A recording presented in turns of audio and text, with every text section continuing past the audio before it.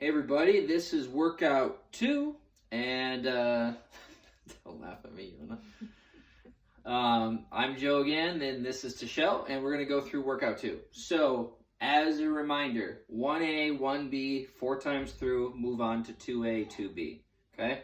So we've got 1A is a single leg hip thrust, so you're going to use a couch, a chair, really whatever, and we're just going to start with a single leg hip thrust without exploding right away. So Tashelle's just going to go down, come up, making sure that this foot is all the way down. This is 90 degrees right here, and going down, and she's making sure her abs are super crunched the whole time. So she's coming up, holding, abs are tight, flexing her butt cheek, keeping her knee in line, okay? You're going to do 10 each side, and go to the other side, and if you want to get a little crazy, you could do an explosive single leg hip thrust. Go ahead.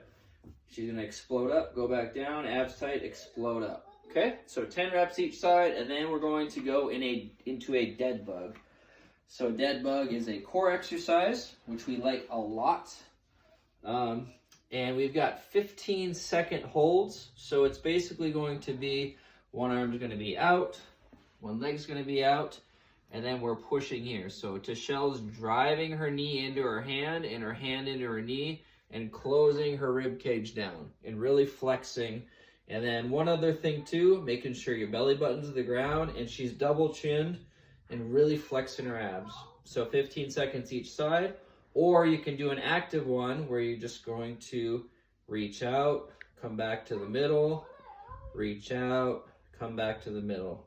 Okay, so that would be the dead bug. So now we've done that 4 times. Now we're on to number 2, and that's a high side plank.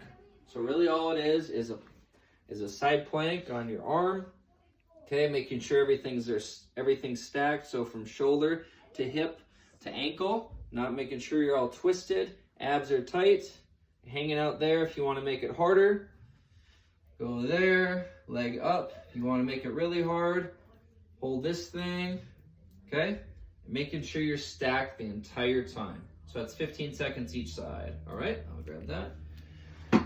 And then 2B is a Pallof Hold. So it's another core stability or anti-rotation exercise. So Tashelle's using a bookcase here. You can use a wall of sorts. But basically you're going to have your left leg up and Tashelle's going to be applying pressure to the right. So if this is the wall, she's applying pressure this way. All right, so she's just doing a hold, locking her abs in place and pushing through. And then when she switches the other side, she's obviously on the other end of the bookcase, but she's applying pressure this way, and you might be flipping around for that. The big thing that we usually see, face the front, the camera ones, and put your arms out there, is when people are doing this, their leg is all sorts of weird. Like it's just kind of here, and it looks really funky like that. So make sure it's stacked and in a really nice lunge position. And that's just a hold for anti-rotation or just core strength and stability. All right, so that's 2A and 2B. We're doing that 4 times. Now we're moving on to number 3. And number 3 is a hip airplane. So you're going to need a wall or a bookcase. And what Tashelle's going to do is just hang out here. And before she actually starts the exercise, we're making sure she's nice and flat and her spine's neutral. So from her head all the way to her butt, it's basically going to be straight up and straight down. You don't want to be rounded, so go ahead and round.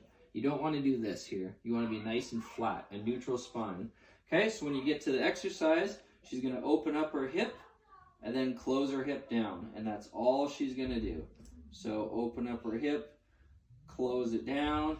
If she really wants to make it challenging, she's going to stand up and move back a little bit and work on stability and balance as well without even hanging on.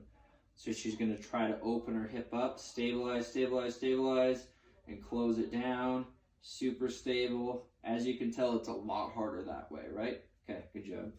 So that would be the hip airplane. She wasn't expecting that.